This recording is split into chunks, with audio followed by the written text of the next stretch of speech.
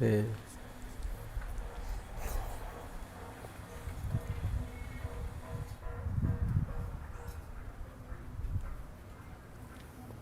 eny ary fa le miarabantsika rehetrarehetra indray zay mbola manaraka an'ity podcast kely ranay sy papy ity androany de dinidinika hafa kely indray ny fampiresantsika sy papa nafinaritra be ny tamin'ny heriny dada ahoana ny hevitra dada tamin'ny heriny aloha ia isaoran'Andriamanitra omeny tombontsoa mandrakariva mbola afaka hoe mifampidinidinika mamoaka an'ireo tena hoe lalina ny am-po ahafahana koa mitatra bebe kokoa amin'ny fahalalana an'Andriamanitra trano. de azavaiko amintsika kely ny concept aloha ny concept de tena hoe tsotra mifampiresaka zay sy papy eto amin'ity toerana ity ametraka an'ireo fanontaniana zay mety hoe manitikitika ny olona maro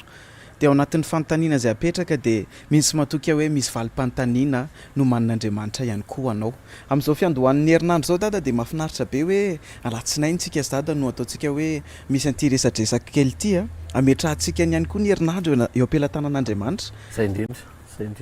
ia. de milohan'ny zavatra angambany de iaraba kely ny mpanaraka tsika sy papa D'accord, ia. nao ary papa Miarabantsika tsirairay avy amin'ny anaran'i Jesosy ho anisa tokantrano zay mpanaraka ny fandarana sy ny podcast. Zay moa eto de tena hoe ezahana velarina maha podcast azy resadresaky ny mpianaka tena ohatrany hoe andro andavanandro iainana ihany mino zay fa anome fahafapo anome ihany koa ny tsara sy ny mendrika avy amin'Andriamanitra ho antsika amin'ny alalan'ny fitarihan'ny fanahy masina sy ny fahasoavany de samy ho tahin'Andriamanitra indray mitendry androany ity ho an'ny rehetra itsy atokantrano zay manaraka. ia avy hatrany angambany dada Ia. tonga de hiditra amin'le fanontaniana voalohany ary dada tsy andry ela fa tena manitikitika anay efa ela be ty fanontaniana anankiray ty mitsy matoka hoe men'Andriamanitra ny dada ny valim-panontaniana afaky ny ataontsika hoe amaly an'ity fanontaniana ity momba ny fitarihan'ny fanahy masina aloha ataontsika vavaka dada Ia. aloha hivavaka ary tsika ary hivavaka tsika raha ny tsara indrindra zany an-danitra misaotra Jesosy malalany amin'ity fotoana omenao anay ity misaotra Andriamanitra ray fa mbola afaka nomenao opportunité zay androany maraina afaka mivory eto amin'ity toerana ity ianao ny teny fa raha misy roa na telo mivory amin'ny anaranao de mivory amin'ny anaranao de ampovoany ianao Jesosy malala otrony fen'ity toerana ity Jesosy malala aoka Andriamanitra ray zay rehetrarehetra teo ambany fitarianao na hatramin'ny pasteur Fortuna na hatramin'ny Faly na hatramin'ny Meva na hatramin'ny papa na hatramin'ny tenako ihany koa Jesosy malala sy ny rehetrarehetra zay manaraka ny an-trano any de aoka ny fanahinao masina hiasa amin'ny fomba tsy takatry ny saina Jesosy malala aoka ny fanontaniana rehetra zay hipetraka de avy amin'ny fanahinao masina ary aoka ihany koa ny valim-panontaniana de tarihan'ny fananao masina ho todisoa eny ampon'ny olona zay mety hoe manana fanontaniana mitovy ihany koa ary ho fahalalana ho anay zay mangetaheta Jesosy malala tompo hatreo feon'ny fotoana Jesosy malala tario zay Jesosy malala milanao zay Jesosy malala tena tsisy dikan'ity fotoana ity Jesosy malala raha tsy eo ambanin'ny fitarianao tsisy dikan'ity fotoana ity Jesosy raha tsy eo ambanin'ny fitondranao masina Jesosy eo raisy feno ny contrôle an'izao fotoana izao apetraka amin'ny mampanjaka anao ianao Jesosy malala ianao no mpanjaka an'izao fotoana izao ary ianao no mpanjaka sy tompon'ny resadresaka zay fanaovanay eto mangataka ihany koa ny fanahy masina mba hitarika Jesosy malala ndreo zay hiaino mba tsy ho angalarin'ny devoly ny teny Andriamanitra ray fa ho todisoa eo am-pon'ny tsirairay avy mba ho tanolonaka ny fonay afaka niriny ihany koa afaka niriny teninao ihany koa Jesosy malala de misaotra Jesosy masina mandrakizay ianao amin'ny anaranao nanaovanay zany vavaka zany amen dia amen eny papa tena efa tsy androko moa no nanomboka an'ity fanontaniana voalohany ity efa tena nanitikitika anay efa tena elaela ihany izy ity ny fanontaniana de ny hoe anankiroa le angle eto tiako hisariana kely an-tada ny fanontaniana voaloha de hoe inona no mahatonga ny anjely Mikaela ny arkanjely Mikaela tonga de nietsika niaro ny vatan'i Mosesy raha tsaroantsika rehefa le tonga ny fotoana ataontsika hoe ny alan'ny Mosesy satria izy tsy tafiditra atao amin'ny tany Kanana raha tsy diso noho ny tsy fankatoavana an'Andriamanitra de noentin'Andriamanitra noentin'ny fanan'Andriamanitra izy nisitaka kely an'le toerana de tany izy nohatrany hoe mety hoe maty na tsy fantatra zay nahazo anazy de ny fanontaniana mipetraka de zao hoe inona tonga ny arkanjely Mikaela tonga de maika be andeha hoany amin'ny vatan'ny Mosesy zay le angle voalohany maika ny arkanjely faharoa manarakarak'izay tsy ny arkanjely Mikaela ihany maika fa spontanément ny devoly koa tonga de maika izy tonga de hoe andeha ho any amin'ny vatan'ny Mosesy azony papa ave asoko lesy ambokony joda toko voalohany andiny fa sivy angambany misy an'izay zareo kely any eo ny baiboly nyseo de vakiora hitanse amin'ny anaran'i jesosy le izy joda toko voalohany andiny fa sivy izy zay joda toko voalohany andiny fa sivy raha sy jerentsika miaraka eto ary a joda toko voaloha toko ny andiny fa sivy andiny fa sivy efa etsy amin'ny efa etsy amin'ny anaran'i jesosy a fa mikaela arkanjely aza raha niady tamin'ny devoly ka ny fandritra ny aminy ny fatin'ny mosesy dia tsy samy teny ratsy anameloka azy fa hoy izy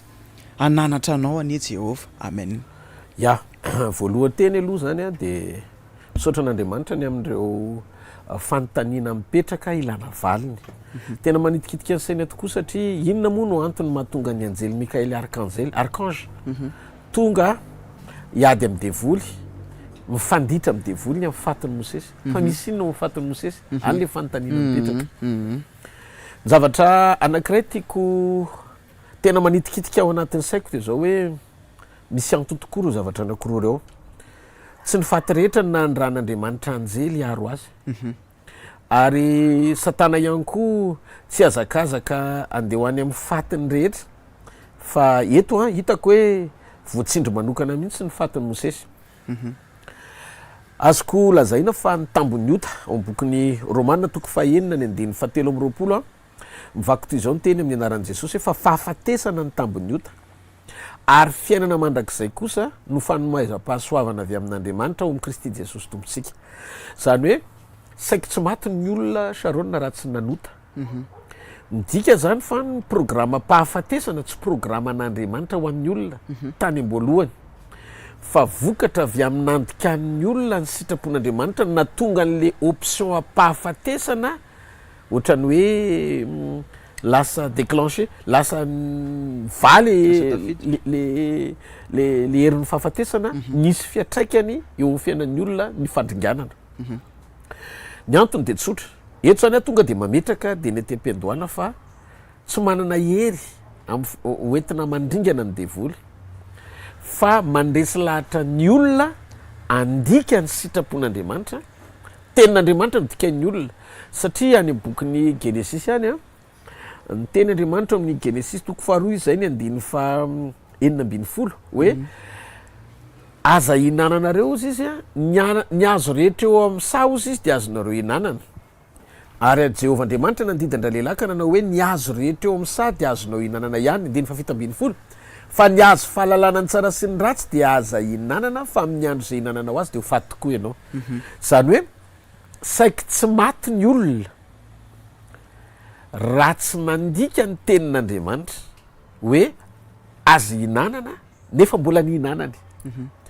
ny asany devoly zany a tsy hoe mitondra fahafatesana na manam-pahefana andringana ny olona fa mandresy lahatra ny olona izy eo amin'ny nofo tsy akatò sitrapon'Andriamanitra mba hafany hery ny fahafatesana zay efa nilazain'Andriamanitra fa hiantro eo amin'ny olona raha mandany tenin'ny olona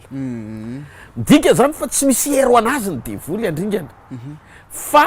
izy mampirisika ny olona mba amarina sy atanteraka ny tenin'Andriamanitra fotsiny any amin'ny côté négatif any amin'ny tontolo manao déviation foana fotsiny zany milalao baolina izy ao anatin'ny fahatakarany sy fahalalany hoe ty zavatra ty rehefa tsy faly Andriamanitra de mitondra fahafatesana mitondra fandringanana ohatrany tamin'ny andron'ny Adama ihany eto ny zavatra mitranga teo amin'ny fiainan'ny Mosesy i Adama ne azadino hoe fa ny fahefana hoentin'ny devoly manapaka ny tany sy manakorotana azy am'izao anie de fahefana azony avy any amin'ny Adama le nomen'Andriamanitra ny Adama zay no mahatonga any amin'ny bokin'ny Lioka izy amin'ny teny amin'ny Lioka toko fahefatrany hoe efa nomena azy zao rehetra zao izy efa natolotra satria tsy afaka hanome azy any Adama tsy afaka hanome any devoly i Adama sy zavatra nomen'Andriamanitra azy fa tsy tompony izy fa nanolotra izy satria lasa tsy maintsy natolo le izy rehefa nanaiky i Adama ny anohatra an'Andriamanitra antsafidy ny hinana mialohan'ny fotoana ny azo fahalalana ny tsara sy ny ratsy zay nandraran'Andriamanitra azy de eto zany mipetraka le izy hoe ny fahefana-panakorotanana ny tany ataon'ny devoly am'izao de tsy fahefana ananany fa fahefan'andriamanitra nomenany adama noraisiny tao anatin'ny takalo mibidy barotra mpivarotra ny devoly tsy manana nininona ho anazy izy fa ny aviany aminao ihany ny ampiresahany anao anaty fahavarim-bariahana dia rehefa miantra aminao amin'izay le takalon'le tsy fahamarinana zay nisy tamin'ny fandikana ny sitrapon'andriamanitra dia iny le fahefanao iny ny raisiny anakorotanana sy anararotana eo amin'le tontolo misy anao a mba hahatonga anao tena hoe iainao anaty fampahoriana sy fijaliana arak'izay tena programa tiany hitondrana amin'ny fiainana tokoa ao anatin'izay le hoe tontolo mpahafatesana zay iverina kely am'izay tsika ao Moïse. D'accord. Ohatr'izay koa ny zavatra nitranga tamin'ny Moïse, zavatra niseho teo amin'ny fiainan'ny Moïse ane jerentsika numéro toko faharoapolo a ny andininy fafitoko hatramin'ny andininy faharoambin'ny folo, numéro toko faharoapolo ny andininy fafitoko hatramin'ny andininy faharoambin'ny folo a zao ny vaky ny teny ao amin'ny anaran'i Jesosy Kristy avy any Nazareta. Zao izy ary Jehova niteny tamin'ny Mosesy ka nanao hoe alao ny tena ka vorionao sy arona rahalanao ny fiangonana ary mitenena amin'ny vatolampy eo masony dia ampiboboky any ranony izy ary ampivoaka rano ho amin'ny olona avy amin'ny vatolampy ianao ka dia ampisotroina ny fiangonana sy ny biby fiompy. Dia nalainy Mosesy ny tena ary teo anatrehany Jehova arak'izay nandidiny azy. Dia novoriny Mosesy tokoa arak'izay lazainy Jehova novoriny Mosesy sy Arona teo anoloan'ny vatolampy ny fiangonana ka dia izy mihainorom-piodina moa amin'ity vatolampy ity va no ampivoahanay rano ho anareo. Ary Mosesy dia nanainga ny tanany jereo tsara ka nikapoka ny vatolampy indroa amin'ny teny dia niboboka be ny rano ka nisotro avokoa ny fiangonana sy ny biby fiompy. Dia andiny faharoambin'ny folo ary Jehova niteny ta Mosesy sy Arona satria tsy nino ahy ianareo anamasina eo masony zanak'Israely dia tsy hitondra izao fiangonana zao ho any amin'ny tany zay nomeko azy ianareo. Teto zao ny tena tian'Andriamanitra Mosesy a. Olona nividian'Andriamanitra izy fa nitsahatra ny misiony satria tsy nakatohan'Andriamanitra izy. Zany hoe aza fangaro mihitsy sy lalovina ao anatina sentiment zay mafetsy ny devoly. Laloviny sy amboariny ao anatina sentiment ny olona ionona fotsiny ao anaty fahotana satria midongo hoe tian'Andriamanitra sady ampiasain'Andriamanitra. Fa Andriamanitra tsy azo vazivaziana. Fa rehefa Andriamanitra miteny zavatra anankiray hoe teneno ny vatolampy, fazakapohana ny vatolampy. Nefa ianao mikapoka fa tsy niteny dia tsy te ara-iasa aminao intsony izy. Satria mandika ny sitrapony ianao ary tsy manome voninahitra azy. Ny fanomezam-boninahitra n'Andriamanitra zany dia miseho amin'ny faneken'ny olona anankiray akatohan'Andriamanitra tsy misy fepetra. Imagineo ny zavatra nampiasan'Andriamanitra Moïse sy ny lalina nitondran'Andriamanitra azy. Fa rehefa tonga teo amin'izay dingan'izay ny fanompony dia nampitsahatra azy Andriamanitra. Nandray zany ny olana mitranga eo fiainantsika tsy tena hoe ny devolony mahery fa tsika tsy mitoetra tsara ao amin'Andriamanitra mahatonga ny tanany Satana sy ny fahefany afaka miditra tsetra manakoroka sy manakotana fiainan'olona. Dia jereo tsara ny zavatra nisy a fa vokatra io dia tsy niditra tany amin'ny tany Kanana intsony Mosesy aloha tsy tany intsony izy fa Deutéronomie toko efatra amby telopolo ny andininy voalohany ka hatramin'ny andininy faharoambin'ny folo ovakitsika vetivety Deutéronomie toko efatra amby telopolo andininy voalohany ka hatramin'ny andininy faharoambin'ny folo. Zao ny vaky ny teny a amin'ny anaran'i Jesosy Kristy avy any Nazareta. Dia niakatra niala teo Arbota Moaba Mosesy ka nakany tendrombohitry Nebo eo an-tapon'ny Pisga izay tandrifon'ny Jeriko ary nasehon'i Jehova azy ny tany Gileada rehetra hatrany Dana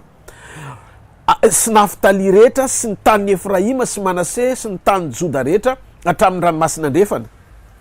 Ary ny tany atsimo sy ny ao amin'ny lohasan'ny Jeriko tanàna Berofi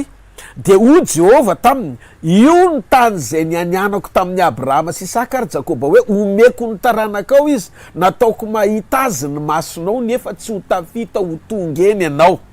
Io zany aloha hatreo a mifanaraka tsara am'le miteny eo amin'ny numéro toko faharoapolo manomboka am'dimy faaraky ambin'ny folo sy andininy faharoambin'ny folo vakitsika teo andiny fahadimy am'izay. Ary Mosesy mpanompon'i Jehova dia maty teo amin'ny tany Moaba araka ny teny Jehova ny andiny fahaenina. Ary naleviny tao andohasa tao amin'ny tany Moaba tandrifiny Beti-Peor izy ka tsy nisy olona tsisy olona mariako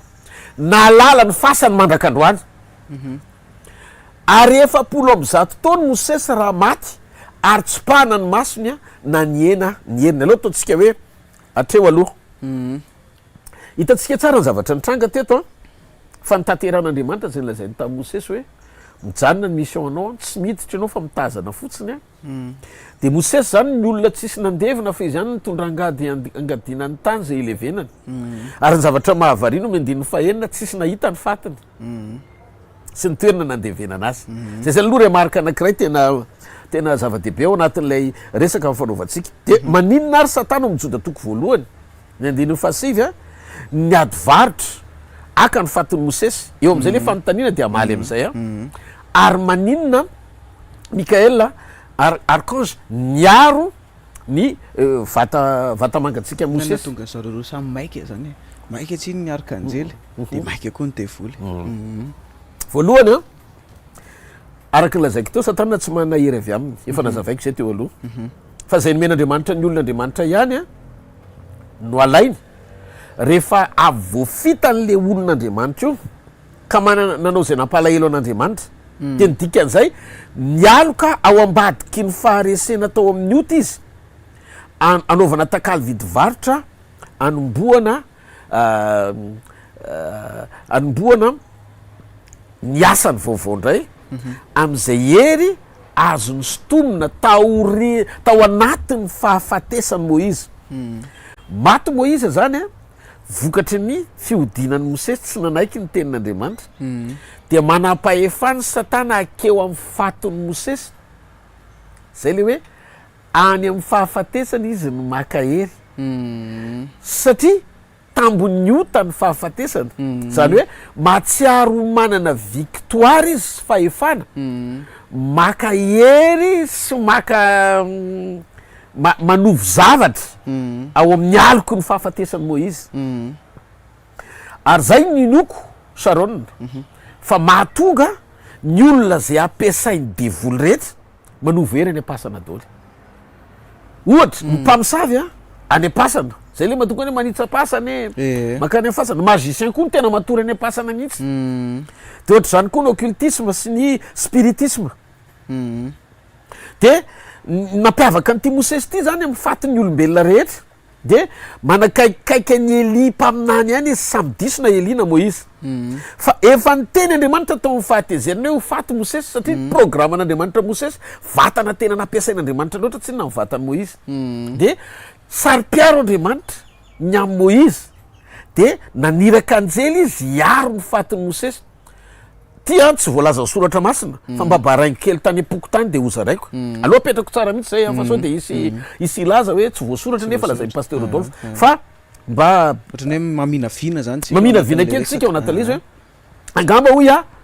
ho atsangan'Andriamanitra ihany ny fatin'ny Mosesy natonga an'le trasin'le fasana sy le olona nalevina tsy hita mandrakandroany sainako zay satria voapirofo amin'ny boky Matthieu 7:20 any amin'ny andininy fahadimy rehefa teo ambony tendrombohitra Jesosy de teo Moïse sy Eli tam'le fiovanendrika tam'le fiovanendrika teo tapon'ny tendrombohitra de raha mbola niteny de nisy raha ona mazava nanarina azy ireo ka nanao ndeny fe misy hoe ty ny zanako malalako zay sitrako izy no enio tamin'io fotoana amin'ny fiovanendrika eo Matthieu 7:20 de hitatsika eo amin'ny andininy fahaefatra ka izy zay na amin'ny andininy fahatelo anoany le hoe ary teo koa Mosesy sy Eli teo anilany zany hoe tsy afaka de niteny Peteraka amin'ny andininy fahatelo andininy fahaefatra azafady de niteny Peteraka nanao tamin'i Jesosy hoe tompoko tsara raha mitoetreto sika ko raha sitrakao aoka anao lay telo eto ny anankiray ho anao ny anankiray ho Mosesy ny anankiray ho any Eli de jereo tsara Petera sensible amin'ny feo fanamasina izy nafantatra hoe Jesosy ny Kristy de Petera koa sensible nefa Petera ne mbola tsy niaraka tamin'ny Mosesy tsy mbola niaraka tamin'ny andron'ny Eli fa taty aoriny Petera kanefa ny sokafan'Andriamanitra ny mason'ny Petera nahalala fa Eli sy Mosesy ny teo akaikin'i Jesosy zany hoe ny zavatra mahafinaritra zany ny amin'ny fiarahana amin'ny Jesosy de ny fahafahanao misitraka ny fanokafany ny masom-pananao alala ny zavatra lasa sy ny zavatra ho avy zany hoe nanana maso ara-paminaniana zany Petera rehefa teo amin'ny présence n'Andriamanitra de teo a tsy dirako loatra iny lalina fa iresaka tsika am'le valim-panontaniana Moïse sy Eli ny teo fa maninona tsy Isaiah teo fa maninona tsy Malaki teo fa teo nananako fahatsapana hoe zay vatana tena nampiasain'Andriamanitra mahery a sy nanehony image na ny sary mpanafana Israely ho tandindony Kristy zay ho avy dia naseho tamin'ny endriky ny olona anankiroa ny fisorona sy ny faminaniana tamin'ny endriky Elia sy endriky Moïse dia teo nananako fahatsapana hoe maninona ny tsy hita mifatin'ny Mosesy maninona ny tsy hita trasy mandrakandraony hoe tatsy izy nalevina na tatsy izy no maty nefa ary naninona koa Mosesy tsy hoe fasana efa nolavan'olona no nandevena anazy fa izy nasain'Andriamanitra na comme le tendrombohitra andevy tena ohatrany hoe karazana entre parenthèse koa zany ty anaty ohatrany hoe mety possible mety hoe karazana accomplissement le parole fotsiny le izy le tsy maintsy maty aloha de aveo mety hoe natsangan'Andriamanitra aveo ie zany hoe sura hoe mety rehefa latsaka le teny satria Andriamanitra manenina ny amin'ny hitan'Andriamanitra zany hoe mafy loatra ny teny nataony tamin'ny Moïse nefa Mosesy tena olona natoky ny araka taminy de efa latsaka le teny de tsy maintsy mitranga aloha tsy maintsy maty aloha zany Mosesy vao ny velominy teraka ho fatany satria sady tsopahana masony tsy naleminy tongony tsy narary mihitsy zany mivata Mosesy transition kely fotsiny zany le izy ohatrany hoe passage kely fotsiny mifetretako azy de iny tao am'le fiovany endrika iny tsy maintsy olona tena kaiky ny fon'Andriamanitra naneho mihitsy ny sarin'ny Kristy nanambara ny tandindony zavatra ho avy Moïse sy Elia de iny netiny teo am'tendrombohitry ny fiovany endrika hoe tsy ny lalàna tsony amin'ny alalan'ny Mosesy no henoana tsy ny fitondrana tsony tahak'izay ara-paminana ny tondranan'ny Elia koa fa Kristy lay fahafenoana sy fahatanterana ilain'Andriamanitra mameno ny rehetra ao am'rehetra efa resantsika zay tamin'ny heriny tsy verenako tsony fa eto zany zao mainka ny devoly eritreritra hoe aka zava-panahy any amin'ny fatin'ny Elia fatin'ny Moïse azafady any amin'ny fatin'ny Moïse de iny koa zany ny anjely arkange tonga de nataon'Andriamanitra zay fomba niarovana an'le izy satria hoatsangana any zany le fomba fijery nieritreretako azy de io zany mila ananany rehetrarehetra fomba fijery hoe tady dio fa an'Andriamanitra ny hery fa tsisy hery Salamo faharoa ambenipolo ny andiny faraika ambiny folo ny baiboly de tena ny ten'Andriamanitra de miteny mazava hoe Salamo faharoa ambenipolo ny andiny faraika ambiny folo ozy izy ny ten'Andriamanitra hoe indray mandeha ozy izy Davida ny nandrenesako hoe nindro azy indray mandeha ny tenen'Andriamanitra indro ny nandrenesako hoe an'Andriamanitra ny hery zany hoe tsisy hery fa tsy avy amin'Andriamanitra rery ny Korintiana faharoa toko faefatra ny andiny fafito koa ny baiboly miteny tsara mazava mihitsy ny ten'Andriamanitra hoe ozy izy hoe fa manana zao rakitra zao amin'ny vilany tany zahay mba ho an'Andriamanitra ny alehibean'ny hery fa tsy ho avy aminay zany hoe ny fahafenon'ny hery dia an'Andriamanitra Satana tsy manana hery ho azy zany fa zavatra ataony devoly de mamily lalana ao anatina fahavaribarianana misitona ny olona na ara-panazy hilatsaka eo amin'ny nofo tsy mahafantatra fa tsy tia nofo be ty na fisainana na mifo de ny filany io no amatoran'ny olona de rehefa tratrany eo anatin'io ny olona de maika ery izy hiprofite le faharavana ao ambadiky ny fahafatesana mba handraisan'ny hery satria tsy manana hery avy aminy avy am'izay nampiasan'Andriamanitra Mosesy eo am'izay le fahadisoana raha-pampianarana misy an'le resaka ositra sy ny zavatra rehetra mety hoe ahafahan'ny olona manararoatra hisitona zavatra ny mety maty nefa ny velona mandrakizay no efa nanomeny rehetra tamin'ny fitsanganany tamin'ny maty de tsy izy io fa Jesosy Kristy koa satria tsy afaka manavao hery tsony ny devoly de any am-pasana izy no maka hery avy amin'ny olona zay voafitany indrindra hoe olona ampiasain'Andriamanitra olona voafitany tamin'ny hita satria ireny no anambazany fanahy maro indray mba ho very ho any am'izay tsy mivavaka aminy fa ho fitahany manaraka de raha tsy azony zany ianao amin'ny resaka hoe fafahana hoe mitahanao sy manao ny zavatra rehetrarehetra le hoe fitahina tiako tenena zany de le hoe amina moyen matériel amina zavatra ohatrohatry zany de zay mahatonga andry zareo mitady sorona mitady satria tsisy ninina avy aminy le izy dikan'izay tsy maintsy manangy foana izy hatrany hatrany amin'ny fahotana sy familin-dalina zany mahatonga an'Andriamanitra ny amin'ny famonjeny tamin'ny alan'i Jesosy Kristy tsy manaiky hoe ametrahan'ny olona finoana amin'ny maty tena Jesosy ao amin'ny Luka toko faefatra amby roapolo ny andininy fahateloko hatramin'ny andininy fahaenina Luka toko efatra amby roapolo ny andininy fahateloko hatramin'ny andininy fahaenina tena hita soritra mihitsiny am'izay voalaza ao de niditra izy nefa tsy nahita nifatin'i Jesosy ary raha mbola verevitra tam'izany izy indreo nisy rolanso taminy nitafy fitafiana manelatselatra de ary nony natahotra izy kanekoaka de hoy izy ro lahy taminy nahoana no atia maty nitadiavanareo velona zany no antony natonga an Jesosy Kristy tompo tsy manaiky nansorana menaka azy rehefa maty izy satria Maria Magdalena niazakazaka ao amin'ny marika toko 4:7 indray ny 14 ka hatramin'ny 15 marika toko 4:7 14 ka hatramin'ny 15 hojerentsika vetivety amin'ny anaran'i Jesosy ary nisy ny sasany tesaka mifampilaza hoe ina no anton'izao fandaniam-poana ny menaka manitra zao de 15 fa azo amidy ho lafo tsombo tena ry 300 iny menaka manitra iny ka omenany malahelo de tesitra indrindra tamin'ny ravehivavy reo fa hoy Jesosy taminy avy elao izy nahoana nareo no mampalahelo azy asa sono nataony tamiko fa ny malahelo de eto aminareo mandrakariva ary naovinana ny tianareo anaovana soa aminy de mahazo manao ianareo fa izaho kosa tsy mba ho eto aminareo mandrakariva ny 15 efa nanao izay azo natao izy namonjy nanositra ny tenako nanamboary any ahy alevina zany hoe tsy tany apasana ny nanosorana an' Jesosy menaka fa mbola velona izy nosorana ho alevina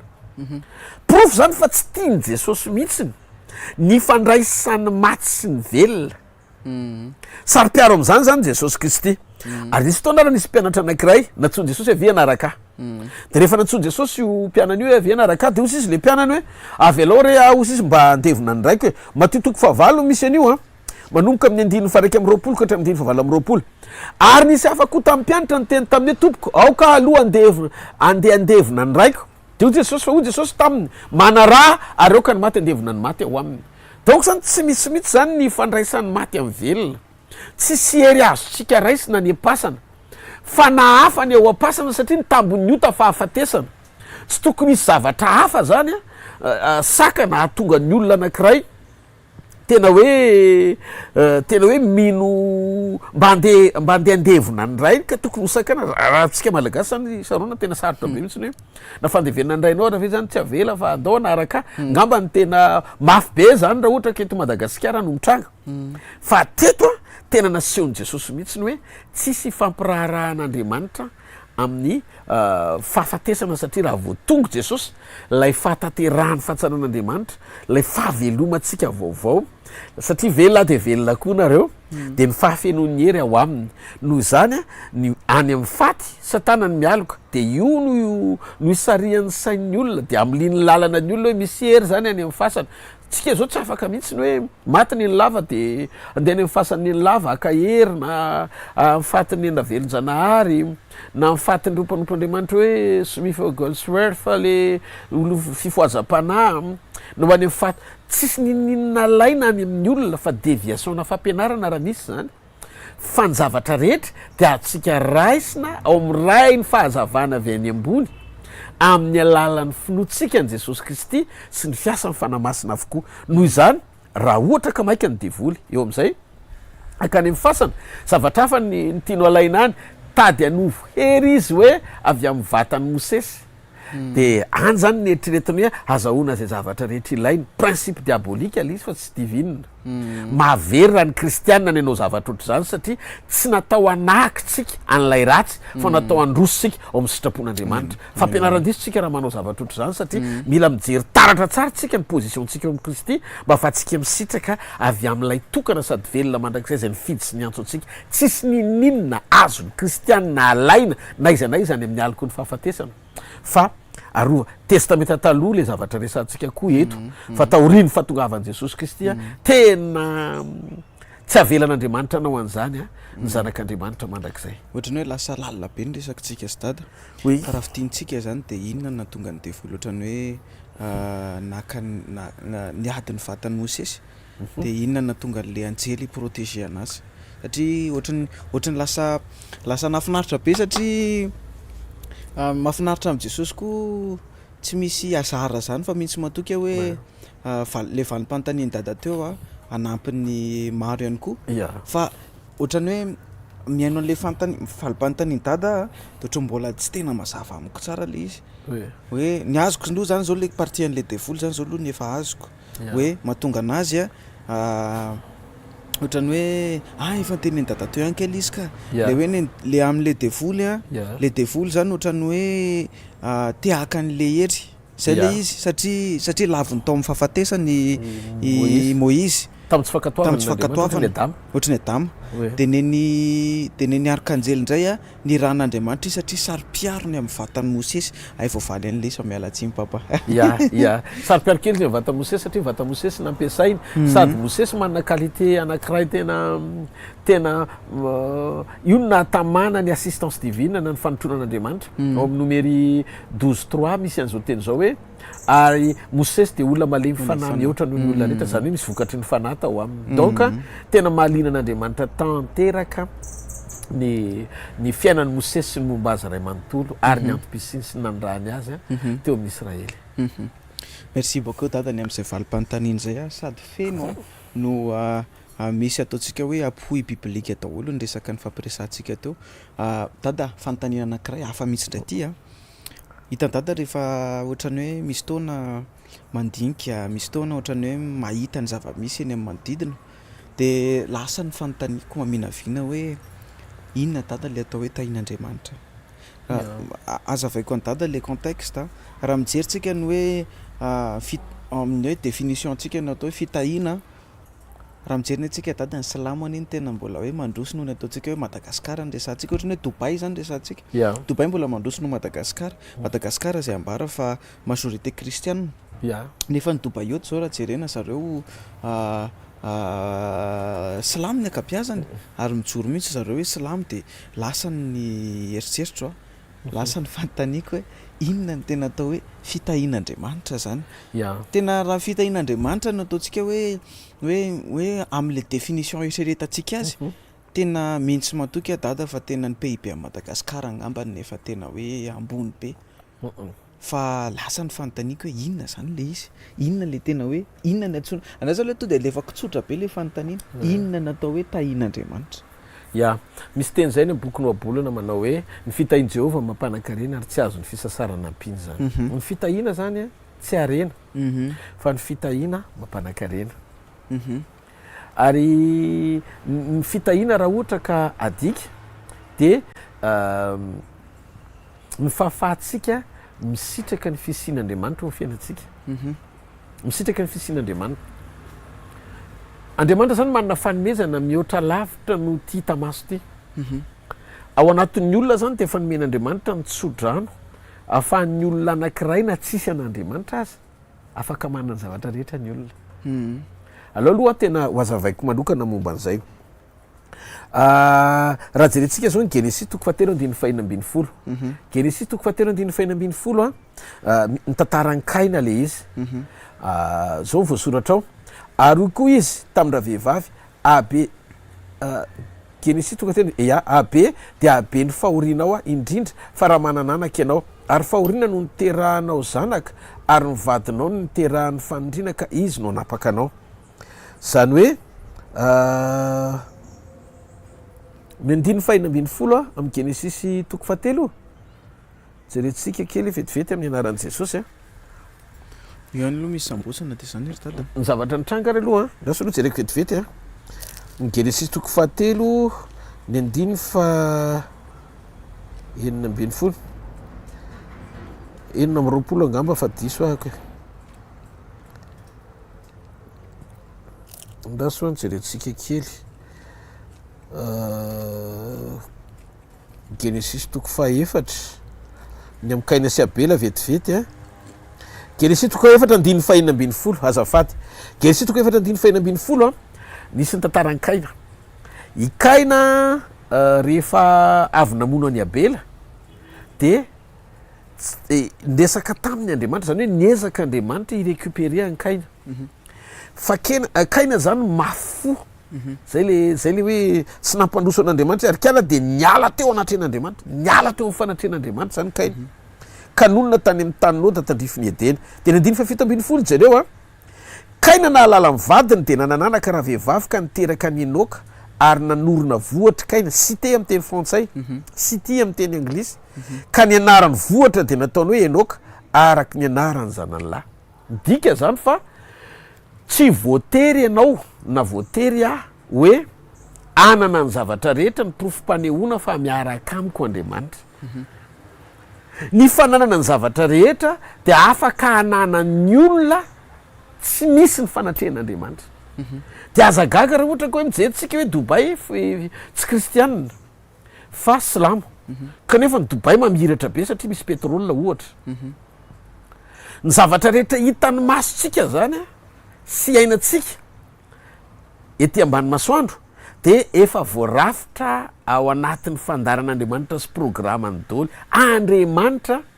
tsy laza fa ny fananatsika ny zavatra rehetra hitamaso na material eto ambonin'ny tany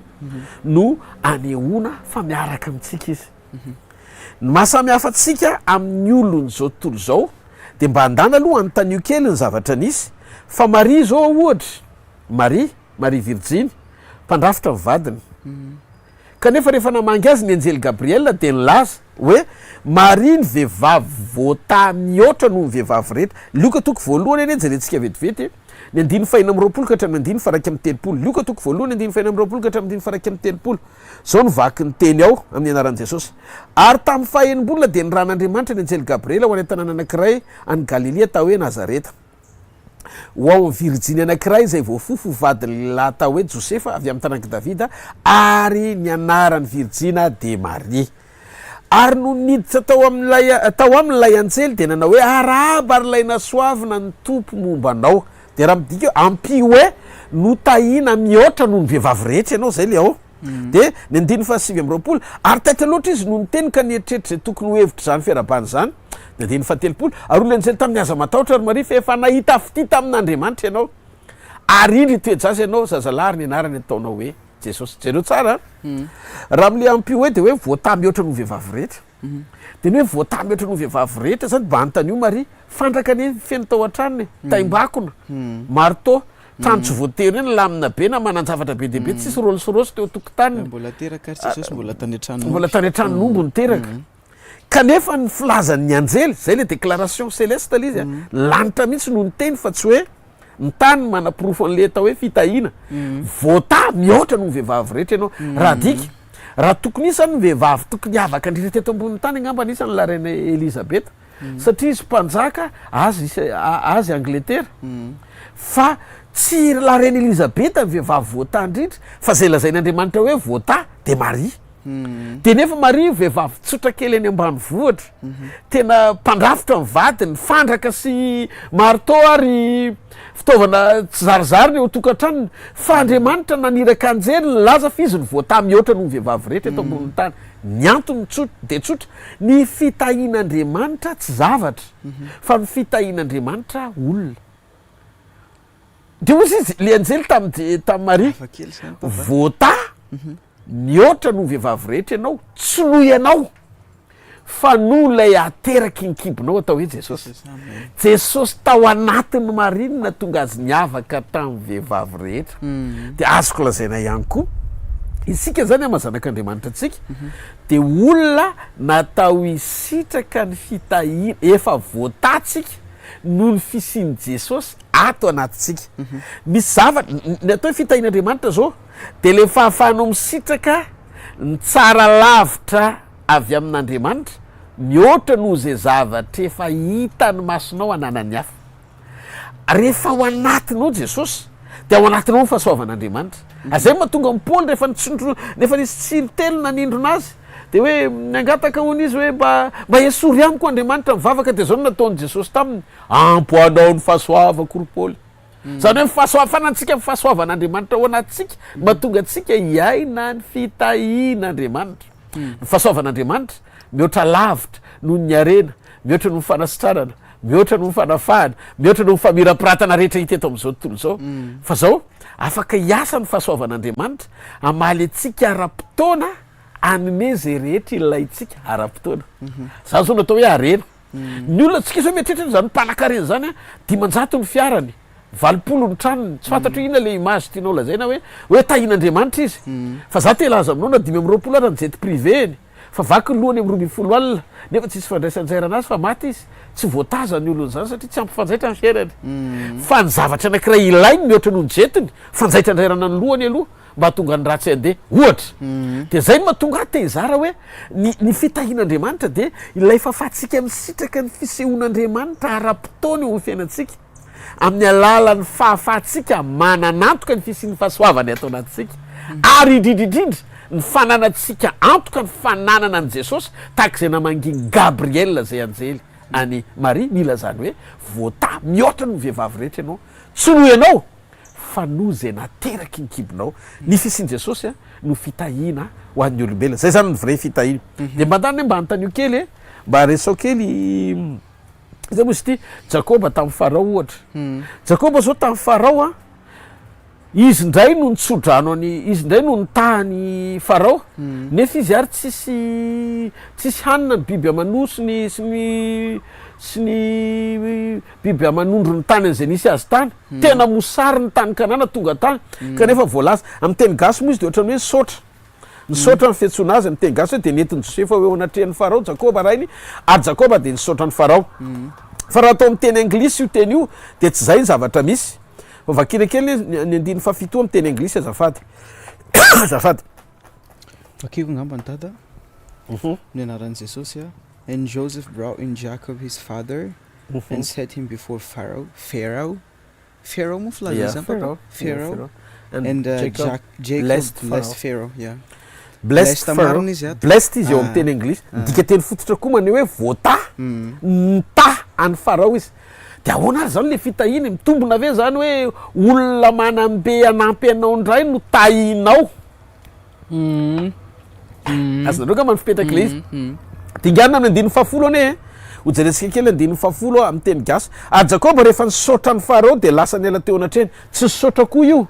fa ary jakoba rehefa nitahany farao blessed farao ndray verina fanondroany ataovy amin'ny teny anglisy kely ane and Jacob blessed Pharaoh and went out from before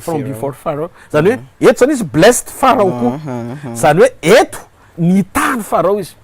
nefa avy any amin'ny tany mosary mila ravinahitra izy mila fanampiny eto zay ny tiako tenenina atoato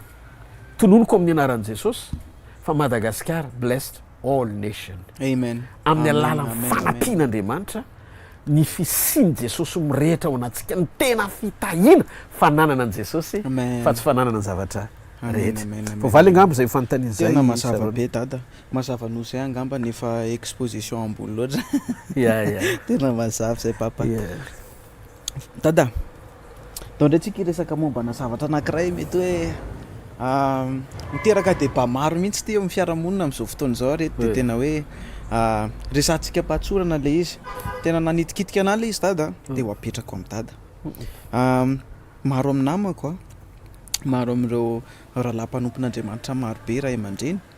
ataontsika hoe manana fahasamihafana fomba fijery eo amin'ny tontolo anankiray zay tena hoe anisan'ny sarobidy be eo amin'ny fanarahana an'i Jesosy Kristy de tsiny zany fa ny batisa de tsika resaka hoe nanana cousin zany raha tadidandady angamba ny Joba sy Jeremia tadidandady izy telo amin'ny rahalahy de Seta idandady izy telo amin'ny rahalahy ataontsika hoe nanana cousin anankiray zareo nanana cousin zareo de io cousin io ataontsika izy ataontsika anarany Rova ohatra ataontsika hoe Rova nanana cousin zareo de Rova ny anarany de Rova manana fomba fijery hoe mbola kely izy de efa mahatsiaro tena hoe ampy ny famonjena azy satria efa vita taminazy mbola kely ny batisany Rova zany tena manana assurance hoe efa vita batisa izy fiertéany mihitsy zany mbola mena vavy izy de efa vita batisa de ao anatin'izany zavatra miseho zany nefa nitovy hevitra indray Joba sy Jeremia tamin'ity indray mitoraka ity de nendry zareo zany ohatrany hoe miteny izy hoe hafa ihany rehefa le hoe tonga saina no manao batisa de ho no adada ao anatin'ny ataontsika hoe tenin'Andriamanitra sy ny fahamarinana ao anatin'izay voalazan'ny baiboly sy zay point de vue mety hoe ambaran'ny baiboly momba n'izay tontolo anankiray zay important be satria maro de maro dada tsy namako anankiray tsy namako anankiroa fa mety hoe anankiroa fa tanako anankiroa mitambatra efatra ohatra minimum mieritreritra n'izay point de vue zay manana an'izay différence na point de vue zay de antaniko antady eto de nizy amin'izy telo mirahalahy ny tena mety ny Jeremia ny Job sa ny cousin antsoina hoe Rova i sujet ty somary ohatrany hoe sujet sensible kely sensible be mihitsy nefa tsy maintsy horesana le izy ary tiako manazava amintsika aloha fa ny batisa de Jesosy mihitsy no naniraka ny olona ny mpianany ampanao batisa any amin'ny ohatra hoe Matthieu 28 18 à 20 zao ohatra Matthieu 28 18 à 20 zao nivaky ny teny eo amin'ny anaran'i Jesosy ary Jesosy nanantona ny teny taminy ka nanao hoe fanomena amin'ny fahefana rehetra any an-danitra sy etỳ an-tany koa mandehananareo dia ataovy mpianatra ny firehetra manova batisa azy ho amin'ny anaran'ny Ray sy ny Zanaka ary ny Fanamasina sady mampianatra azy hitandrina izay rehetra nandidiko anareo ary iny zao mbanareo mandrakariva mba rapatonga ny fataperana zao tontolo zao. Jesosy naniraka ny mpianany anao batisa ampanao batisa dia ny zavatra nisy bokyny Marka 4:20 Marka 4:20 ny andininy fa 5:20 ka hatramin'ny 20 mbola Jesosy ihany no niteny an'io teny io zao ny voalaza ao Marka 4:20 andininy fa 5:20 ka hatramin'ny 20 ary Jesosy taminy mandehanana reo izy am'izao tontolo zao ka mitory filazantsara amin'ny olombelona rehetra izay mino sy atao batisa no vonjena fa zay tsy mety mino no elohany zany hoe filazantsara amin'ny famonjena aloha le izy dia miteraka finoana le izy zay vao atao batisa ny olona dia zay vao mandray le famonjena ny olona zay mino sy atao batisa no vonjena ary zay tsy mety mino no elohany ary zao famantarana an'izao nosy izy no anaraka an'izay mino zay vao mandeha le famantana manaraka an'izay mino amoaka dia amin'ny mianarako izy hiteny amin'ny fiteny zay tsy mbola hainy izy andray mianarana izy ary na dia sotra ava mahafaty azy dia tsy hampaninina azy zany ametra tanina marary izy dia ho sitrandreny eo zany le teny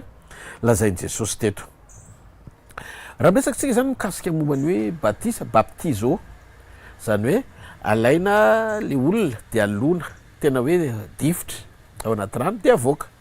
raha ny fahitako ny tiany Jesosy olazaina dia hoe endriky ny fiombonana tamin'ny nahafatesany teo amin'ny toerantsika no niota le izy dia niarana levina taminy sika ary niarana tsangana taminy bokin'ny Romaniny Paoly ny teny an'izay ao amin'ny fiainana vaovao zay le hoe raha misy olo amin'ny Kristy dia olom-baovao izy le endriky ny batisa zany dia fanehoany tamaso ny faneketsika ho vain'le tenin'Andriamanitra miasa ao anatsika le teny dia nanaikitsika ny ho faty eo amin'ny nofo ny ombona tamin'ny fahafatesan'i Kristy na hoe raha isiko saritsaina kely ny Jaona 1 ny andiny fa 7:20 ny Jaona 1 fa 7:20 misy teny ohatry zao ao hoe Jaona mpanao batista nampahitana no ny apitsony iny dia nahitany Jesosy avy nanantona azy Jaona ka dia hoy izy hoe indro ny zanak'On'Andriamanitra zay manaisotra ny fahotany zao tontolo zao Jesosy zany vao hita dia izy iny le anaisotra ny fahotany zao tontolo zao zany hoe na koa mitondra ny fahotany zao tontolo zao version hafa zany hoe Jesosy zany olona teto an-tany ohatra antsika fa ny fahotany zao tontolo zao tao aminy zay nahatonga azy nataony Jaona batisa satria Jesosy tsy nanota ny batisa ny Jaona batisa ny fibebahana zay mahatonga ny Jaona zany nanao ese tamina olona misimisy zay mibebaka naleviny tao Jordana dia nisany lahatra teo koa Jesosy fa raha nanirahana ny Jaona mpanao batisa tsy ireo olona rehetra zay natao batisa talohany Jesosy na tahorinany Jesosy fa Jesosy mihitsy ny tokony atao batisa satria nampahitana azy fa zao tontolo zao nitao amin'ny Jesosy asana azy nareo le izy dia zao zany roa arivo taona lasa zany Jesosy olona teto an-tany tsika fanatao amin'ny Jesosy zao tontolo zao nanomboka tamin'ny vao nanomboka hatrany amin'ny andron'ny Adama dia any amin'le zafiafy kely se mbola tsy hita fa mbola ho avy rapitso raha mbola tsy mivereny amin'ny raha any lanitra Jesosy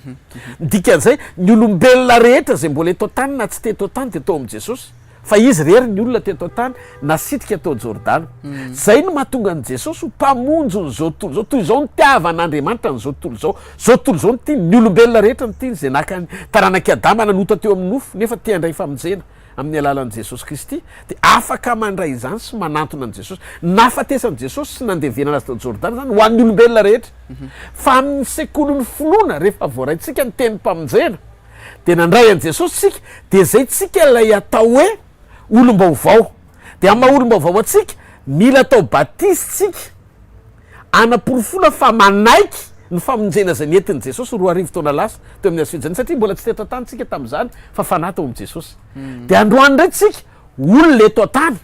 Jesosy eo akavanany ray fa ny fananiny ao anatintsika zany hoe famadika amin'izay le izy zao tsika vao présent mandray n'le famonjena zao tsika vao présent mandray n'le famonjena dia ny fanehoana fa mandray n'le famonjena tsika amin'ny olombelona tsika manatsafidy atsika dia manaiky tsika ny andray an' Jesosy atao anatintsika iombona tamin'ny batisa an' Jesosy roa arivo taona lasa tao Jordana nanitriana azy dia midika an'izay mandray zay tsika zany vao confirmer le famonjena zay zany ny batisa zay no mahatonga amin'ny batisa tsy maintsy tonga saina ny olona atao batisa satria mila mino le olona manao fanekena fa anaraka an' Jesosy any jesosy ary anao sitrapony jesosy ny batisa ny tena marina raha ohatra tsika ka ny teny hoe mandray an' jesosy de tsy manana an' jesosy tsika zay ao anatintsika fa ny batisa de confirmation amin'ny faneketsika indray tsy hoe manana azy fotsiny tsika fa anazy azy tanteraka dikan'izay iny endriky mibatisa iny de manaiky ianao zany no asitrika any amin'ny rano tandindony hita maso niara-maty tamin'i jesosy kristy manaporofo an'le teny mpahamarino amin'ny bokon'ny jaona toko fahatelo e jaona toko fahatelo a ny andinony fahatelo ka hatramin'ny andinony fahafito any ovakitsika vetivety alohan'ny amaranantsika ny valim-panontania de hoe ozy izy ny ten'andriamanitra te jesosy namalika ranao taminy hoe zay ko aminareo marina de marina tokoa raha tsy ateraky indray ny olona de tsy mahazo mahita ny fanjakan'andriamanitra de andiny faefatra de hoy nikodemosy taminy ahoana no ataoko ahoana no ateraka rehefa lehibe mo mahazo miditra any ankibon'ny reniko indray ve ozy izy de ho ateraka de nefa de ozy de namaly azy jesosy nanao hoe lazaiko aminao marina tokoa fa raha misy olona tsy ateraky ny rano sy fanahy de tsy mahazo miditra amin'ny fanjakan'andriamanitra izy io zany fa zay teraky ny nofo de nofo zay teraky ny fanahy de fanahy le hoe ateraky ny rano difitra ianao difitra ao anaty rano zay le atao hoe ateraka de avoaka avy ao anaty rano de iny zany symboliquement iny a ny faneketsika amin'ny fiombonana tamin'ny jordana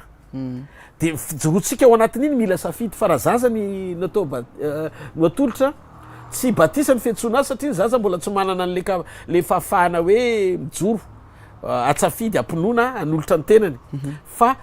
atolotra ho an'andriamanitra ny ray aman-dreny manolotra ny zazakely fa nyloran-jaza fa tsy batisa ny fiantsoana azy mitaizany iny zaza iny mandra-patonga azy lehibe ho resy lahatra anolotra ny tenany atao batisa am'izay fa tsy soloany ray aman-dreny tena tsony zay zany zavatra anankiray de faharoa misy tandapy etopianina fantatsika io tantara io tandapy etopianina io nanyrahana filipo avy any amin'ny croisade eo amin'ny asan'ny apôstoly toko fahavalo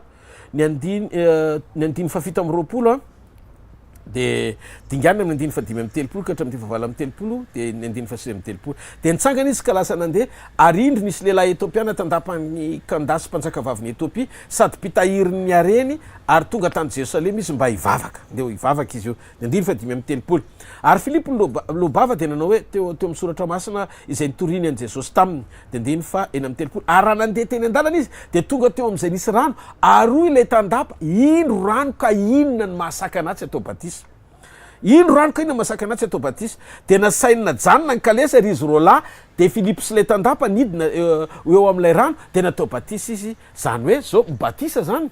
tsy rano anaty kopy mananton'olona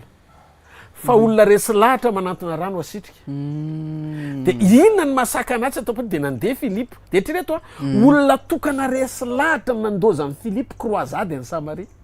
zany hoe ny mpanompon'andriamanitra marina tsy manenjikisan'olona fa mihaino ny fanamasina mijery olona mangetaeta ny raha n'andriamanitra azy miala teo amin'ny amanalina filipo tonga tany amin'ny olona anankiray de jereo ny amin'ny andininy fasivy amby telopolo rehefa niakatra avy teo amin'ny rano izy roalahy de nentin'ny fanamasina indray filipo ka tsy hitany tandapy itsony fa nandeha tam'izay nalehany izy sady ny faly zany hoe noentin'ny fanamasina izy après tsika zany rehefa tena hoentin'ny fanamasina de tsy misy nofo miazona tsony zay le hevitra tiany tompo anankiray koa amina sary anankiray hafa ho atsika mpanompon'andriamanitra indrindra moa anse koa fa mpanompon'andriamanitra tsy hoe miaina sy mifaly satria omen'andriamanitra olona be deaibe ny olona hitady an'andriamanitra daholo na manaliny fa be deaibe ny olona hitady zavatra ivelany famonjem-panahy ohatrany hoe hitady fanasitrana hitady miracle satria ampiasain'andriamanitra amina miracle koa filipo tsinny ao anatina croisade nandeha mandringa fifaliana be tao an-tanàna ozy izy ny asan'ny apôstoly fa teto olona ny famonjem-panahy ty tandapy etopiana ity nangetaeta ny androso sy hivavaka amin'andriamanitra mba hovonjena de jereo nafon'andriamanitra ny analikisa mitady miracle fa niazakazaka izy ho an'ny olona anankiray mitady famonjena de manaporofo ny tenin' jesosy raha misy ondro zato very ny anankiray ivelany sivy amby sivifolo dikan'izay tena sarobidy be mibatisa ny tiako tenenina satria olona ho batizena nanirahana nafoizana olona manalina mitady fanafahana alleloia tena tsy miandro faran'le vidéo fa to de raisiko aloha ny taranydada io misy ambosa dada aloha sa de nona ihany dada na de sanera da oary wow tena misy matoky angambany hoe tena men'andriamanitra fahendrena am'izay joba sy jeremia nambaran'izany ampitiavana ho an'ny ho an'ny rovy tena game changer be iny teny anankiray teo iny papa game changer be iny na le anina koa reny zany tena hoe voatsipika ao anatin'izay koa hoe le hoe importance ny fanomezana lanja ny fanahin'olona anankiray mangetaheta tena sujet aparakely fa nefa tena hoe nampidiry ny fanahy masina atao anatin'le valim-panontaniany dada satria tena be da be ny ohatrany hoe lasa faritana koa tena resaka hafa mihitsy indray ty resako ty be da be ny faritana mihitsy ny hoe ao anatina ataontsika hoe alehibe anisan'ny olona ny ataontsika hoe ny fandrosoana zavatra anankiray tena hoe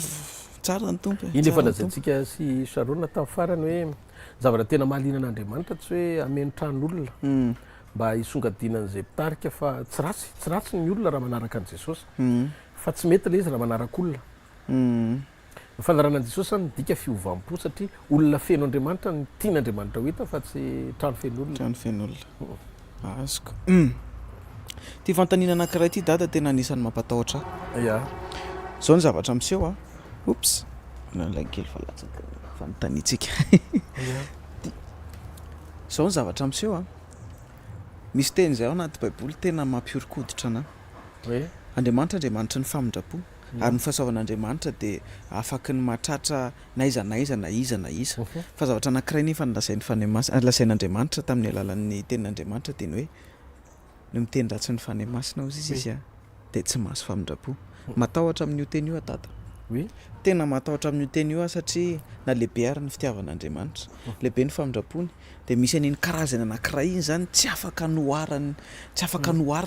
fa tena hoe ataontsika hoe tafiditra anatina condamnation moa zany misy dada hoe tsy afaka tafavoaka ohatrany hoe échec maty zany tsisy siotsony dia fantanina mipetrako dia zao mba hahatonga anahy tsy ho very lalana hahatonga anahy tsy hanao foana inona dada na antsoina hoe miteny ratsy ny fanahy masina inona le antsoina hoe miteny ratsy ny fanahy masina afaka hojerentsika kely ve baiboly ny tenin'Andriamanitra ao Maty 4:20 manomboka amin'ny 5:20 le izy ka hatramin'ny 7:30 ozy izy ny tenin'Andriamanitra eto ary noho nyreny fariseo zany dia ozy izy tsy misy amoan'le inny démonie afa-tsy Belzébuba alohan'ny démonie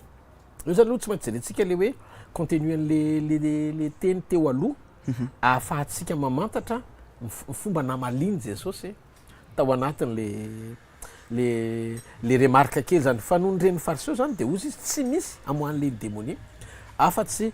Belzébuba alohan'ny démonie 5:20 ary Jesosy nalala ny eritreriny dia nanao tamin'ny hoe ho foana ny fanjakana rehetra zay miady an-trano ary tsy aritra ny tanàna rehetra na ny trano zay miady an-trano ary raha Satana no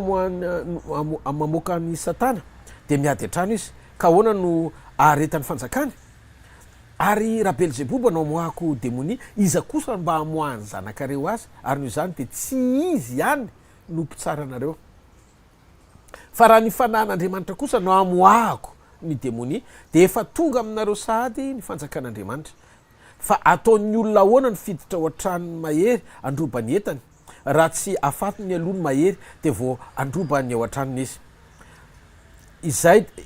izay tsy momba dia manohitra ary zay tsy miara mamory amiko dia manahaka ary noho izany dia lazaiko aminareo azo famelan-keloka ny olona eo amin'izay izy vao nanindran'le izy amin'io tasy fitenenandratsy samihafa rehetra fa tsy azo famelan-keloka ny olona amin'ny fitenenandratsy mifanamasina dia toy izy hatrany amin'ny 7:30 ary na iza no manao teny manohatra ny zanak'olona dia azo famelan-keloka ty koa mbola manaraka fa na iza miteny anohatra ny fanamasina koa dia tsy mba azo famelan-keloka na amin'izao fiainan'izao na amin'ny ho avy koa ataovy tsara ny azo mba nyvoany na ataovy ratsy ny azo mba nyvoany fa nyvoany no afantarana ny azo mazava be io tavatra lazain'i Jesosy io endrika anakoa sehoan'le izy Sharon voalohany indrindra ny hoe fitenandratsy ny fanamasina eto dia maneho ny fitsarana tsy mba nomen'Andriamanitra tsika ny fahefam-pitsarana hoe tsika no hitsara fa tsy fanahin'Andriamanitra nanao an'lay délivrance na le fanafahany dia miteny Jesosy hoe raha vao milatsaka mitsara ao anatin'le fisehoan'ny asan'Andriamanitra ianao raha tsy fantatrao le izy fa tena fanahin'Andriamanitra nefa lazainao fa Belzébuba na devoly dia miteny ratsy ny fanamasina ianao zany fisehoana anankiray zany zay mazava be satria zay mihitsy le zavatra voalaza eto le voasoratra mitsaraindry zareo jesosy hoe fanahy belzebouba no manao démonie de jesosy hoe raha fanahy belzebouba no maoko démonie amin'ny fanahinizy no moan'ny taranakareo azy fa raha mifanan'andriamanitra ozy izy no moako démonie fa tonga aminareo fanjakan'andriamanitra fa nareo tsy mahita azy de ozy izy niota rehetra am'zay toizany am'zay le izy niota rehetra attention ka niota rehetra zao no famela-keloko fa miteny ratsy ny fanahy masina tena tsy izy mihitsiny ianao no men'andriamanitra kosa nefany fa na amantatra fa na samihafa fa tsy navelan'andriamanitra ianao no meny andraikitra hitsara ny fanahy samihafa eo zany eo am'le famantarana ny fanahy sy fitsarana fanahy tsy mitovy ny attitude tokony ananan'ny olona afaka mijery ianao hoe tena tsy izy mihitsy le zavatra mitranga tsy ananana fa ohatra tsy fanan'andriamanitra le ao satria tsy lojika mihitsy le fomba fiasan'zareo ndraindray misy faminaniana mandanga ndraindray mety misy miracle fosika na zavatra ohatroatra zany tonga de raha mahita hoe tsy avy amin'andriamanitra le izy fa attention raha ny fanan'andriamanitra kosa ny tena manao an'le asa kanefa ianao votany amin'ny finanana vary plastika ny tsy te herika vary tena izy ho faty eo ianao satria matoa misy ny copie misy ny tena izy de jesosy nietreretiny zareo fa le copie tsy izy de ny saininy hoe fanahy tsy izy le namoahany jesosy démonie nefa ny saint esprit teny ratsy ny fanahy masina ry zareo zay le tiany jesosy ho tenenina de ny tapany faharoa ndray ao anatin'le izy tena ilana fahendrena be mihitsiny ao anatin'ty fiasy ty ny fomba fijery tokony hoe angatana famindrapo amin'andriamanitra satria tsy azona famela-keloka le izy raha tamin'ny fotoana ny tsy fahalalana aloha izy satria zao tsika zany zao fa manomboka mafantatra de tokony joro am'izay fa raha tamin'ny andro ny tsy fahalalana zay mbola nanao an'izany rehetrarehetra zany mety tsy fantatrao le izy de amindra fo aminao andriamanitra satria zadiny koa ny asan'ny apôstôly miteny hoe andriamanitra minitsy nijery ny andro ny tsy fahalalana fa mandidi rehetra zay mahalala kosa izy bebaka à partir d'aujourd'hui zany amboary ny saina sy ny fo de azaingana mitsara ny zavatra tsy fantatrao fa ianao afaka mana discernement na anaiky na tsy anaiky zay zavatra hitany masonao na fantarinao am'zay fomba mety hoe ofiseo an'le izy ny zavatra anankiray faharoa tiako anairana de ny hoe jesosy koa ny teny hoe raha misy manohatra ny tenin'andriamanitra zany teny zay mifana masina teny zay avy amin'ny fanahy révélation tia no tenenina eto tena nareo hoe tsy tonga saina am'zany hoe fampianaran-diso zany fampianaran-diso ny tiany jesosy ho tenenina eto rehefa ianao no manova ny fampianarana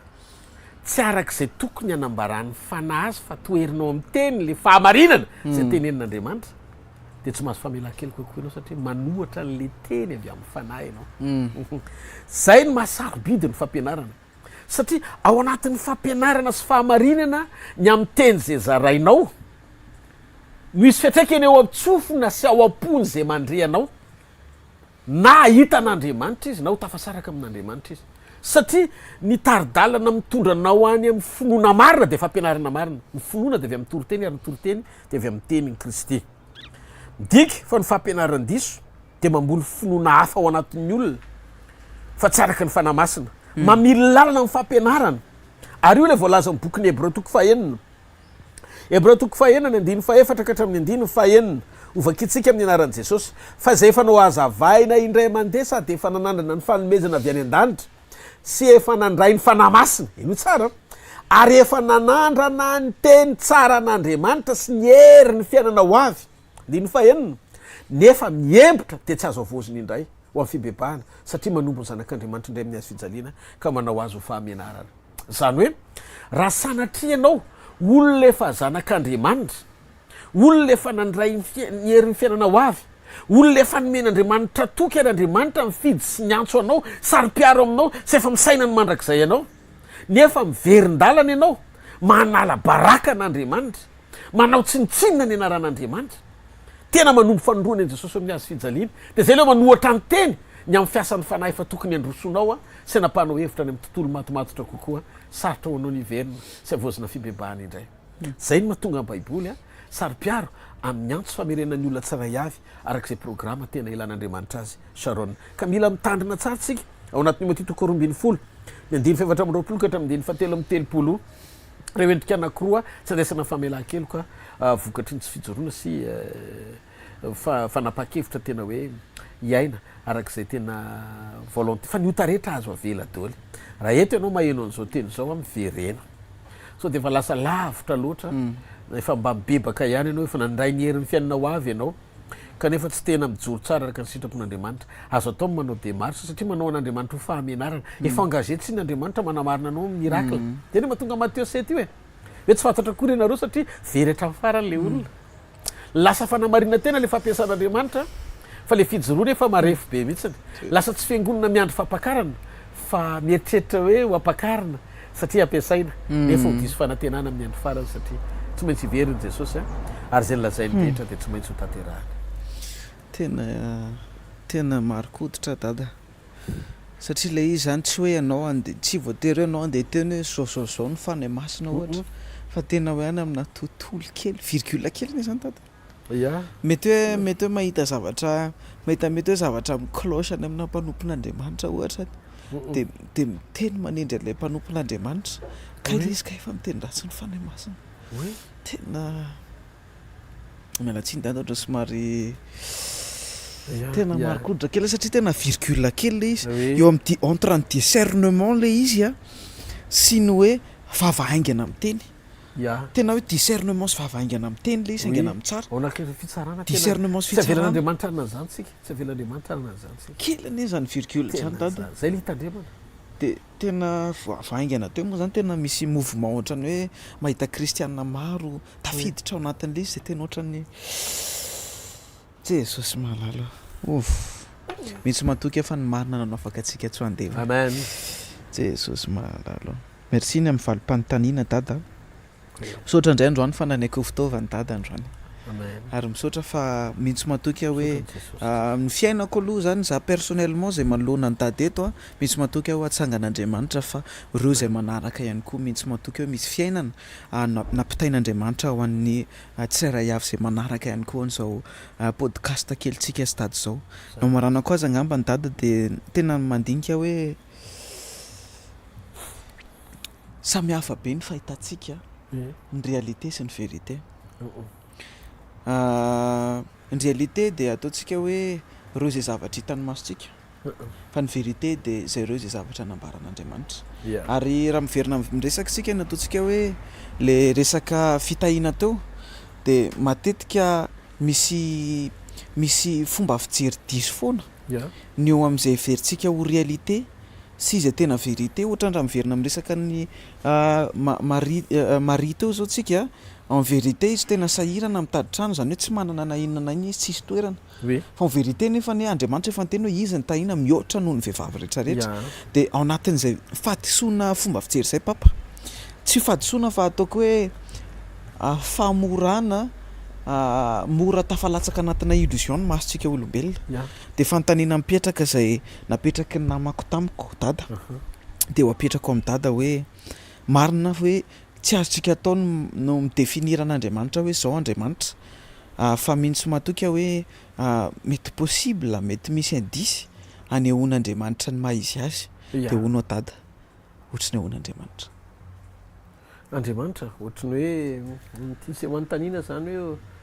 ohatrany hoe ohatran'izy Andriamanitra ohatran'izy Andriamanitra ohatrany ahoan'Andriamanitra ohatrany hoe le identité an'Andriamanitra zany ohatrany ahoana izy raha hoe sarotra be moa mametraka an'le fanontaniana satria Andriamanitra tsy afaka identifiena Andriamanitra zany Andriamanitra mandrakizay izy Andriamanitra fanahy izy ary izy ny fototry ny fahariana sy antom-pisiany zavatra rehetra sy ny voary rehetra mazava ho azy moa fa tamin'ny herin'ny teniny namorona ny zavatra rehetra zay ny mahatonga ny contrôle ny zavatra rehetra ao amin'ny tenin'Andriamanitra izy Andriamanitra marina tsy Andriamanitra tia mandringana izy akory faingana kokoa izy mamindra fosy manangana ary manasitrana sy manapaharetana ny amin'ny fiverenantsika aminy tsy Andriamanitra mora manamelika izy fa Andriamanitra mpamindra fo izy ary zay ny antony nahafatesany sy nanekeny akanendriky ny nofo mba hamonjena ny olona raha miresakitsika mikasika momba an'Andriamanitra fanontaniana mipetraka be de be ny hoe lehilahy ve izy sa vehivavy ohatran'izy amin'ny paozin'Andriamanitra tamin'izy namorona ny Adama eto zavatra atsika resahana tsara zany amin'ny tiandroandroany ity zareo ny Genesis toko voalohany ny 9:20 ka hatramin'ny 9:20 Genesis toko voalohany 9:20 ka hatramin'ny 9:20 vakitsika izy rehefa hita amin'ny anaran'i Jesosy ary Andriamanitra nanao hoe andeha sika amorona olona tahaka ny endritsika araka ny tarehantsika areoka izy anjaka amin'ny hazan-drano eo amin'ny ranomasina sy ny voromanidina sy ny biby fiompy sy ny tany rehetra ary ny biby rehetra zay mandadina mikisaka eo ihany andehantsika morona olona tahaka ny endritsika dia izy ary le tena miforon'Andriamanitra mivantana. Genesis toko faharoa ny andino fahafito. Genesis toko faharoa ny andino fahafito amin'ny anaran'i Jesosy ary vovotany namoronan'i Jehovahandriamanitra ny olona ary ny fofonofofona mavela mivavorony dia tonga olombelona izy. Zany hoe Andriamanitra nidina napita ny endriny teo amin'ny vovoka ny aingana tonga olombelona. Dia Adama nefa n'izany hitantsika fa lehilahy. Hatreto zany aloha vao marina fa le endrika Andriamanitra tsy hita dia tahaka ny endriky ny lehilahy.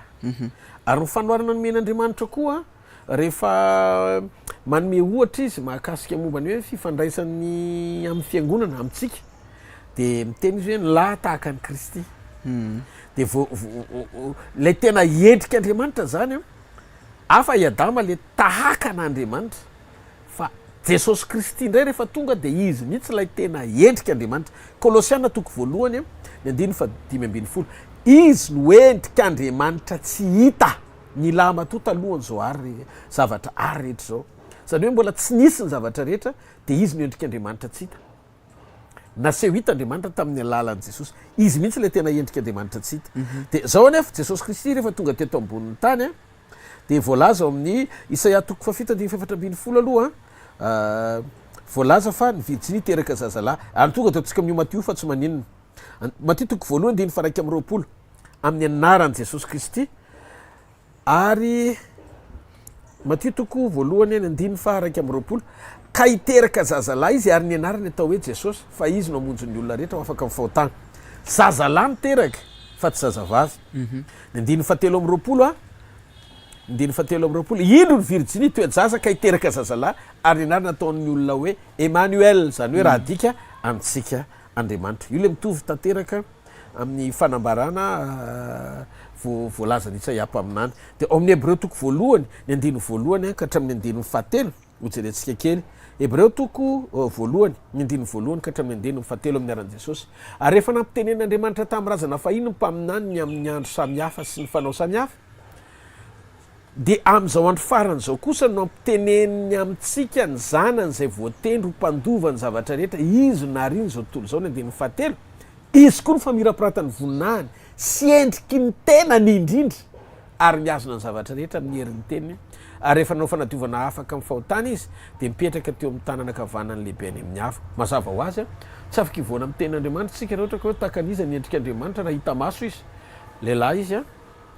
satria Jesosy le tena endrik'Andriamanitra indrindra ary ny fiangonana dia nataony tahaka ny endriky ny vehivavy ho ampakarina daholo tsika rehetra eto ambonin'ny tany amin'ny fotoana iverenany. Jesosy Kristy tompo any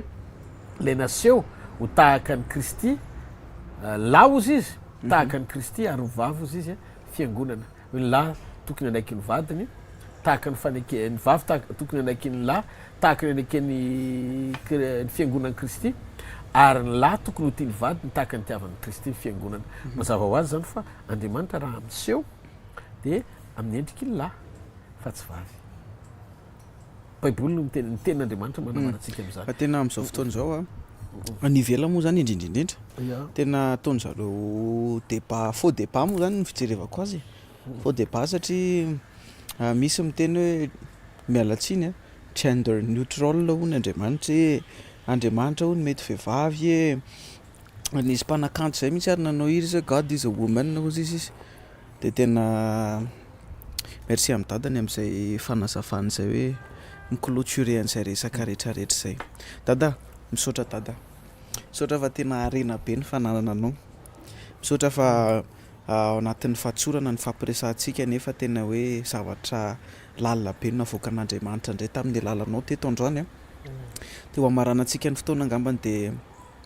hiaraka hivavaka antsika sy papa miara hivavaka antsika ary raha ny tsara indrindra sy any an-danitra. Misaotra Jesosy fa vita soa ty fotoana teto androany ty. Misaotra fa nafinaritra ny dinidinika izay nirahana tamin'ny papa teto misaotra ny amin'ireo valim-panontaniana marobe izay navoakanao tamin'ny alalan'ny fanahy masina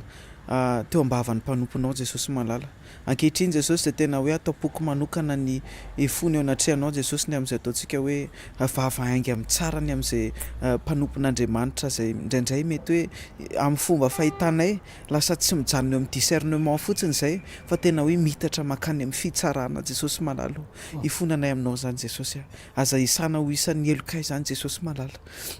aok'Andriamanitra ray tena hoe ho arovan'ny fanenao masiny zay tsy ivonany zany lalany zany ka atonga anay tsy handray ny famindrapo avy aminao Jesosy malala tena arovy zay Jesosy fimbino zay Jesosy aza velo zay Jesosy disy lalana aza velo zay ho varindrina ka ao anatina virgule kely de ho vita éclairage tsy tafiona aminao mandra-pahatonga anao eny amin'ny rahalanitra Jesosy tehirizy zay tehirizy zay Jesosy de ny fonay koa Jesosy malala de tena aoka ho lay fo ho takany tanolona ka Jesosy malala tena hoe afaka niriny teninao na iza fitaovana ampiasainao Andriamanitra raika manambandra famarinana avy aminao de ampiomeny zay Jesosy tena hoe andray ny famarinana avy aminao Jesosy malala fa tsy haingana hitsara Jesosy malala de misaotra Jesosy fa mendrika mandrakizay ny anaranao ndresadresaka izy papa te Jesosy de apetraka eo ampelantananao hatrany mba tena hoe ho fitaovana tsara eo ampelantananao ikasiana ny fon'olona marobe zay mijery Jesosy malala mendrika mandrakizay ny anaranao taio reo tsirairay avy zay nanaiko fitaovana Jesosy malala ao Pasteur Fortuna ao i Ralafaly ao i Meva ao Kanto ao ny tsirairay avy Andriamanitra ray zay acteur na tonga an'izao fotoana zao ho tanteraka ao ka tsy misy valitsoka ho adino Andriamanitra ray fa tena hoe ho ataonao tonga any amin'ny tsirairay avy ny valitsoan'ny tsirairay avy Jesosy malala de misaotra ny amin'ny fifankatiavana zay mikorina ihany koa eto amin'ity toerana ity any amin'izay mijery ihany koa Jesosy malala de andray ny fitiavanao ny tsirairay avy amin'ny anaranao maherina anaovako an'izany vavaka zany amen dia amen zay ihany koa no ametrahanay ny velo mahafinaritra ho an'ny tsirairay avy zay manaraka an'izao fandarana zao manaraka ny direct ny tokantrano manaraka ihany koa ny dinidinika staff amin'ny mpianaka androany hitanareo ny Jehovah ka iaronareo mba mirapiratra mitavany aminareo ny Jehovah ka midra fo aminareo nandratra nitavany aminareo ny Jehovah ka amenareo fiadanana mirasosy mametraka ny velo mahafinaritra ho antsika ho amin'ny manaraka indray veloma tompoko teo anatin'izay papa tsy adintsika le routine kelitsika sy papa rehefa mamarantsika sy fahatismaranao kokoa kely ato amin'le olona mijery de miadresse amin'ny tsirairay avy amin'izao fotoana zao miresaka aminareo manokana hoe raha misy fanontaniana raha misy ataontsika hoe zavatra manitikitika ny sainareo eo amin'ny tontolo ara-panahana ny zava-miafina zay mety hoe misitona ny curiosité ny tsirairay avy de aza misalasala mametraka an'izany ao anatin'ny commentaire afahantsika mamaly an'izany ampahatsorana tahaka an'izao fotoana eto zao tsy misy fanontaniana akidaladala fa ny fanontaniana rehetrarehetra de mendrika ny azo valiteny ihany koa de manonona ny fiadanan'ny tompo eo amin'ny tokantrano ny tsirairay avy zay manaraka amin'izao fotoana zao aoka neny tsirairay avy andeha ao amban'ny fahasoavan'Andriamanitra sy ny fiarovany hatrany de pisy daholo eo anao kalain kely tsika efa nanao kokoka tsika pisy tompoko tahiny